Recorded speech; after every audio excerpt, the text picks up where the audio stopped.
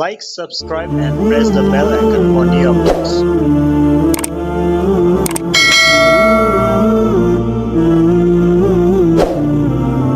نحمده ونصلي ونسلم على رسوله الكريم اما بعد فاعوذ بالله من الشيطان الرجيم بسم الله الرحمن الرحيم بديع السماوات والارض أنى يكون له ولد ولم تكن له صاحبة وخلق كل شيء وهو بكل شيء عليم ذلكم الله ربكم لا إله إلا هو خالق كل شيء فاعبدوه وهو على كل شيء وكيل لا تدركه الأبصار وهو يدرك الأبصار وهو اللطيف الخبير قد جاءكم بصائر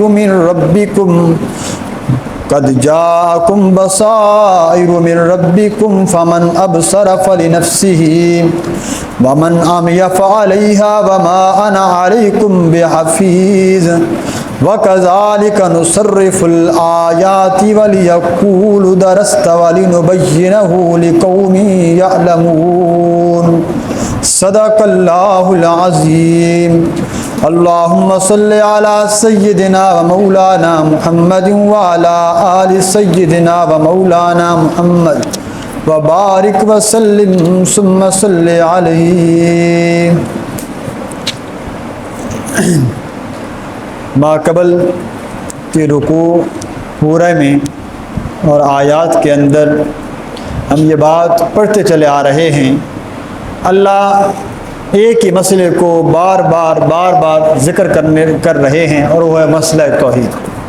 چونکہ سورت بھی اپنے اختتام کی جانب بڑھ رہی ہے، سپارہ بھی اپنے اختتام کی جانب ہے، لیکن اللہ یہاں عقلی دلائل کی بھرمار کر کے مسئلہ لوگوں کو یہ سمجھانا چاہ رہے ہیں. اتنے واضح دلائل سننے کے باوجود، دیکھنے کے باوجود، پڑھنے کے باوجود میرے بندو تم کہاں جا رہے ہیں؟ یہ اللہ شکوہ کر سکتے ہیں.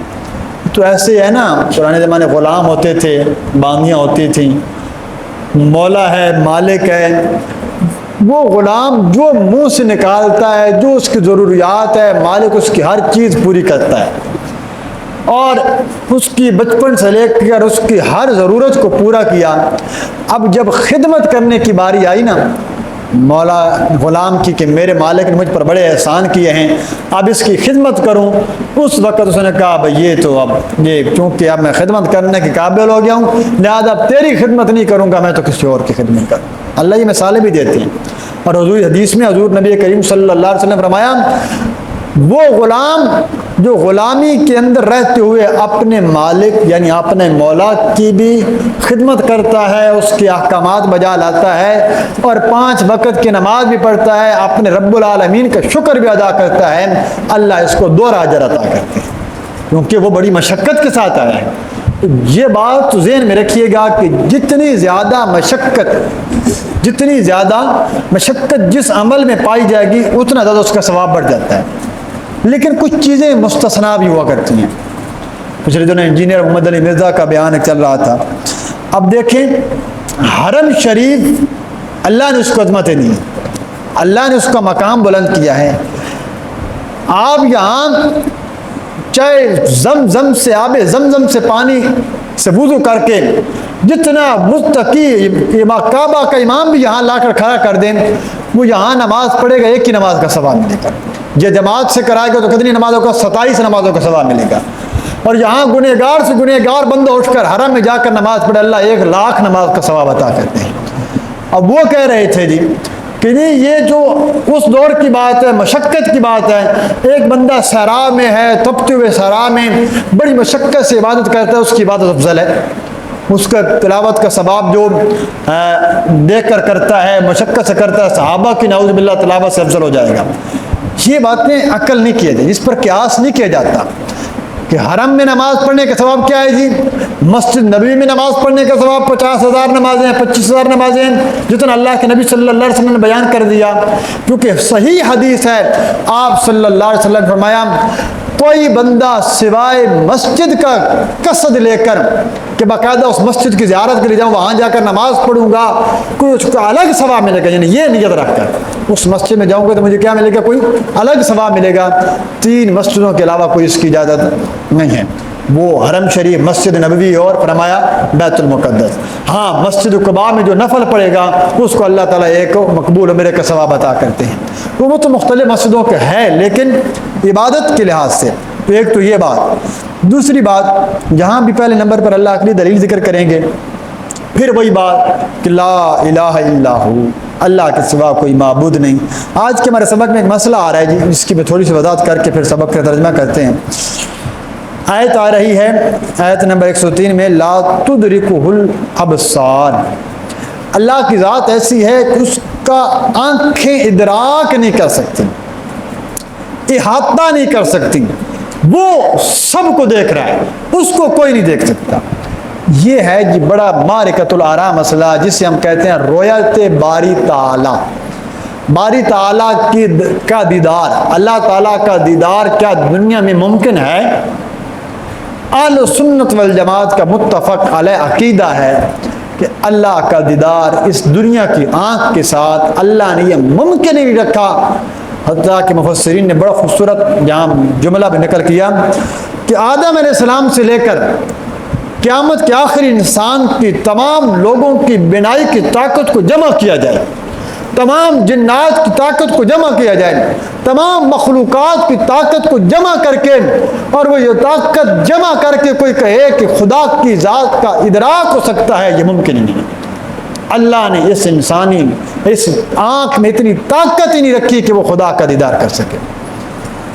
اور یہی مسئلہ ہے. صحابی کہتے ہیں، صحیح حدیث ہے، حضور علیہ الصلوۃ والسلام یوں مسجد نبوی میں تشریف فرمائیں، مسجد نبوی کا منظر ہوگا کیسا پیارا، صحابہ بیٹھے ہیں، رات کا وقت ہے، 14ویں کا چاند چمک رہا ہے. حضور نے نا یوں دیکھا بدر منیر کو، فرمایا میرے صحابہ کیا تم اس 14ویں کے چاند کو دیکھ رہے ہو؟ جی یا رسول اللہ بالکل دیکھ رہے ہیں. کسی کو دیکھنے میں کوئی دقت تو نہیں ہو رہی؟ اب چاند نکلو، کوئی کسی کے اوپر چڑھنے کی ضرورت تو کون ہے، سب کو بڑے آسانی سے نظر آ رہا ہے. اللہ کے محبوب پیغمبر صلی اللہ علیہ وسلم فرمایا میرے صحابہ کل قیامت کے دن تم اسی طرح اپنے خدا کا دیدار کرو گے اور کسی کو کوئی جھگڑنے کی ضرورت نہیں پڑے گی. لیکن بدبخت اور بد نصیب ہوگا وہ بندہ جسے خدا اس دن بھی اپنے دیدار سے محروم رکھے گا. تو قیامت کے دن اللہ نے دیدار کرنا ہے. پھر ایک اور صحیح حدیث سنیے، مسلم شریف کی سیاہ چھتہ کی حدیث ہے.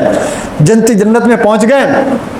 اب جنتیوں کی نعمت پر ایک مستقل عنوان ہے کہ کیا کیا ملنا ہے. بس یہ سمجھیں اس میں ہر وہ نعمت ہونی ہے جو آپ کی جی میں آئے، بس ہر جو آپ کے دل میں آئے گا. حتیٰ کہ ایک دیہاتی کھڑا ہوا، یا رسول اللہ مجھے تو دنیا میں کھیتی سے بڑی محبت ہے، یہ ہل چلانا، کھیتی کرنا میرا مشغلہ یہ ہے، کیا جنت میں یہ بھی ہوگا؟ فرمایا ہاں یہ بھی ہوگا اللہ تجھے، لیکن یہ کھیتی ہے، فصل، ایک آن میں بیج پھینکو گے، ایک آن کے اندر فصل اگے گی، ایک آن کے اندر کٹا کے ختم ہو جائے گی تاکہ تیری وہ خواہش پوری ہو جائے. تو یہ سب کچھ ہوگا. لیکن اللہ پھر پوچھیں گے میرے بندوں سارے جنتی جنت میں پہنچ گئے، جہنمی جہنم میں پہنچ گئے، لیاذ باللہ، اللہ سے حفاظت فرمائے. اللہ ہم سب کو جنت کا اولی داخلہ نصیب کرے گا. جنتی جنت میں پہنچ چکے ہیں، اللہ پوچھیں گے میرے بندوں کچھ اور چاہیے؟ اللہ قرآن میں کہتا ہے نا یہ ہم میزبانی کریں گے اور اس دن تم میرے مہمان بنو گے، میں تمہارا میزبان بنوں گا. اس سے بڑی کیا نعمت ہو سکتی ہے؟ اللہ پوچھیں گے جنتیوں کچھ اور بھی چاہیے؟ جنتی کہیں گے اللہ جنت دے دی ہے، پھر جنت میں رتبے مل گئے ہیں اور کچھ نہیں چاہیے. اللہ کہیں گے جنتیوں میں نے ابھی تمہیں ایک نعمت دی کو نہیں ہے. سب حیران ہوں گے. ایک روایت میں یہ بھی آتا ہے کہ وہاں پر باقاعدہ جنتی پوچھیں گے کیا مانگنا چاہیے. وہاں جو علماء ہوں گے دنیا کے اندر، انبیاء بھی ہوں گے، علماء بھی ہوں گے، اولیاء بھی ہوں گے، ان سے مشورے کے بعد وہ کہیں گے آج اللہ سے سوال کرو، اللہ ہمیں اپنا دیدار کروا. پھر اللہ اپنا دیدار فرمائیں گے. فرمایا جنت تو کیا ہی روشن ہے، اللہ کے دیدار سے جنت بھی چمکنے لگے گی. اور اس دن جنتی کہیں گے اللہ آج تیرا انعام ہم پر پورا ہو گیا، آج تیرا فضل پورا ہو گیا. تو قیامت کے دن ہوگا. باقی رہ گیا ایک اور مسئلہ، کیا معراج کی رات امام الانبیاء محمد مصطفیٰ صلی اللہ علیہ وسلم کو دیدار باری تعالیٰ ہوا؟ اس بارے میں ایک بات، حضور علیہ السلام بھی بحیثیت ذات کے بشر ہیں، امام الانبیاء ہیں، نبی ہیں۔ موسیٰ علیہ السلام کا قرآن میں واقعہ مذکور ہے، اللہ سے التجا کرتے ہیں، اللہ میں تجھے دیکھنا چاہتا ہوں، تیری رویت کرنا چاہتا ہوں۔ اللہ کا فرمان لن ترانی، تو مجھے دیکھ نہیں سکتا۔ اللہ کی ایک تجلی کوئی طور برداشت نہ کر سکا، فرمایا اللہ کا پیغمبر دیدار نہ کر سکا۔ تو ہمارا جو مسلک ہے جمہور اہل سنت کا، جہاں اہل سنت منقسم ہو گیا، کچھ حضرات کا خیال ہے کہ کلام ضرور ہے، باتیں ضروری ہیں، لیکن ڈائریکٹ یوں کہ یہ خدا کی ذات ہے یوں بالمشافہ دیدار نہیں۔ جن حضرات جو قائل ہیں وہ بھی کہتے ہیں دل سے، رویت باری تعالیٰ دل سے ہوئی، تو دل سے تو ہمارا اختلاف ہے، بات تو آنکھوں کی ہے۔ امی عائشہ صدیقہ حضور کے گھر کی گواہی ہے، ان سے پوچھا گیا کیا اللہ کے نبی صلی اللہ علیہ وسلم نے معراج کی رات، صحیح روایت پڑھ رہا ہوں، صحیح معراج کی رات دیدار کیا تھا؟ آپ نے فرمایا جو بندہ تجھے یہ کہے کہ حضور نے اللہ کا دیدار کیا تھا، قرآن کہتا ہے لا تدرک الابصار، حضور نے کیسے کیا تھا؟ فرمایا وہ جھوٹ بولتا ہے۔ یہ امی عائشہ کا بڑا واضح فتویٰ ہے، اس سے اوپر کوئی بات ہو نہیں سکتی۔ ہاں جو قائل ہیں وہ بھی حضرت عائشہ کے خلاف نہیں ہیں، وہ کہتے ہیں دل سے جب، اور یہ بات خواب میں جس طرح امام الانبیاء صلی اللہ علیہ وسلم کی زیارت ہو سکتی ہے، اس طرح خواب میں اللہ تعالیٰ کا دیدار بھی ہو سکتا ہے۔ خواب کے اندر اس میں کوئی اس کے اختلاف نہیں ہے، خواب میں امام احمد بن حنبل کے بارے میں آتا ہے، دیگر اکابرین، یعنی اللہ ہم کلام ہو سکتے ہیں، دیدار باری تعالیٰ ہو سکتا ہے، دنیا کی آنکھ سے نہیں ہو سکتا۔ فرمایا کہ یہ اللہ کی ایک بہت بڑی نعمت ہوگی، اللہ جس کو اندر رکھے وہ اندر رہتا ہے۔ تو آپ صلی اللہ علیہ وسلم ان کو ایسے بیان کرتے ہیں گویا کہ یہ کہتے ہیں کہ یہ سیکھ کر آیا ہے، درس ہم درس دے رہے ہیں نا، درس و تدریس کس کا نام ہے؟ پڑھانا، پڑھنا پڑھانا، سیکھنا سکھانا۔ وہ جانتے تھے کہ آپ امی ہیں، آپ نے کسی سے پڑھنا لکھنا نہیں سیکھا، اتنی عظیم کتاب کہاں سے لے کر آئے ہیں؟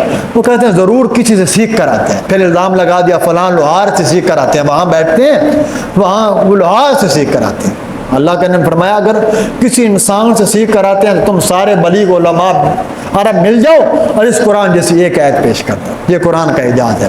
تو قرآن جیسی کتاب کیا، قرآن جیسی آیت بھی کوئی دنیا میں آج تک نہ بنا سکا، نہ قیامت تک بنا سکے گا۔ آئیے تو یہ عقلی دلائل ان 5 آیات کے اندر، اور اللہ تعالیٰ اس مسئلے کو ذکر کریں گے۔ تو یہاں سے وہی عقلی دلائل، 10 عقلی دلائل پیچھے بیان ہو چکے، یہاں سے اگلے دلائل ذکر کر رہے ہیں۔ فرمایا بدیع السماوات والارض انا یکون له ولد ولم تکن له صاحبہ۔ عقلی دلیل ذکر کرنے لگے، بدیع السماوات والارض، اللہ وہ ذات ہے بدیع السماوات والارض جو شروع سے از سر نو پیدا کرنے والا ہے آسمانوں کو، والارض اور زمین کو، جب کچھ نہ تھا پانی کے اوپر زمین کو قائم کرنے والی ذات اللہ کی ذات ہے، آسمان 7 اوپر نیچے تہ بتہ بنانے والی ذات اللہ کی ذات ہے۔ جب یہ بات ثابت ہو گئی اللہ کی ذات سب کچھ بنانے والی ہے، انا یکون لہ ولد، کیسے ہو سکتا ہے، کیسے ہو سکتی ہے اس کے لیے ولدن کوئی اولاد، ولم تکن لہ صاحبہ، حالانکہ نہیں ہے اس کے واسطے کوئی بیوی، اللہ کی کوئی بیوی نہیں، اللہ کی کوئی اولاد نہیں۔ تم اللہ کے ذمے اولاد لگاتے ہو، کبھی حضرت عزیر کو اللہ کا بیٹا کہتے ہو، کبھی حضرت عیسیٰ کو اللہ کا بیٹا کہتے ہو، کبھی فرشتوں کو اللہ کی بیٹیاں کہتے ہو۔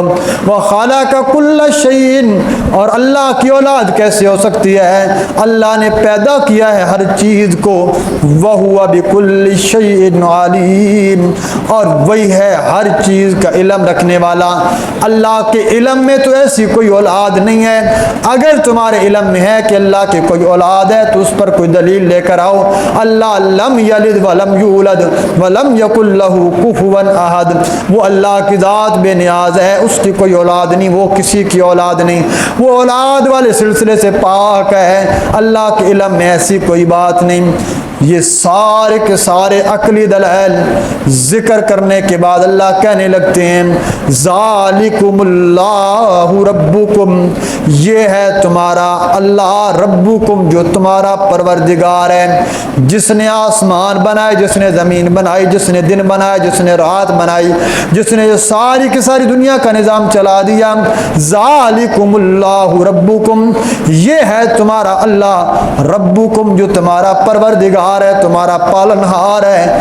تو جب یہ مسئلہ سمجھ میں آ گیا تو پھر اللہ اعلان کرتے ہیں لا الہ الا ہو، نہیں ہے کوئی معبود الا ہو مگر وہی اللہ کی ذات، نہیں ہے اس کے علاوہ کوئی حاجت روا، مشکل کشا، سجدوں کے لائق، نظر و نیاز، منت منوتی کے لائق اللہ ہو مگر وہی اللہ کی ذات ہے۔ خالق کل شیء فاعبدوہ، جن کو تم پکارتے ہو وہ اللہ کی مخلوق ہیں اور اللہ خالق ہے۔ خالق کل شیء، ہر چیز کا بنانے والا اللہ ہے، ہر چیز کو پیدا کرنے والی ذات اللہ کی ذات ہے۔ یہ مسئلہ بھی ثابت ہو گیا۔ پھر اعلان اللہ کرنے لگے ہیں فاعبدوہ، سو عبادت بھی اسی ایک اکیلے اللہ کی کیا کرو، اے وحدو، اللہ کی توحید کے قائل ہو جاؤ، اللہ کے ساتھ کسی اور کو شریک نہ ٹھہرایا کرو۔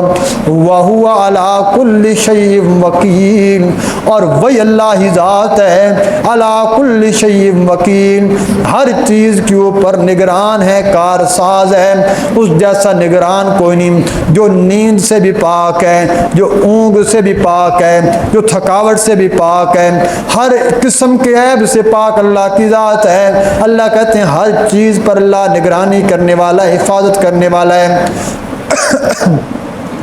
اگلا مسئلہ لا تدرکہ الابصار، نہیں ادراک کر سکتی اس خدا کا الابصار، پوری کی پوری کائنات کی آنکھیں مل کر بھی وہو یدرک الابصار، اور وہ دیکھتا ہے، ادراک کرتا ہے تمام لوگوں کو، تمام آنکھوں کو، وہ سب کو دیکھ رہا ہے، اس کو دیکھنے والا کوئی نہیں۔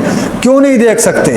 وہو اللطیف الخبیر، وہ اللہ بڑا باریک بین ہے، وہ اللہ ایسی لطیف ذات ہے جس کو ہاتھ لگا کر چھوا نہیں جا سکتا، جس کو دنیا کی آنکھ سے دیکھا نہیں جا سکتا، جو کسی ایک مکان پر کسی ایک جگہ پر سما نہیں سکتی۔ الخبیر، خبردار ہے، ساری کی ساری کائنات کی خبریں رکھنے والی ذات اللہ کی ذات ہے۔ قد جاءکم بصائر من ربکم، تحقیق آ چکی تمہارے پاس، بصائر من ربکم، نشانیاں تمہارے پروردگار کی طرف سے۔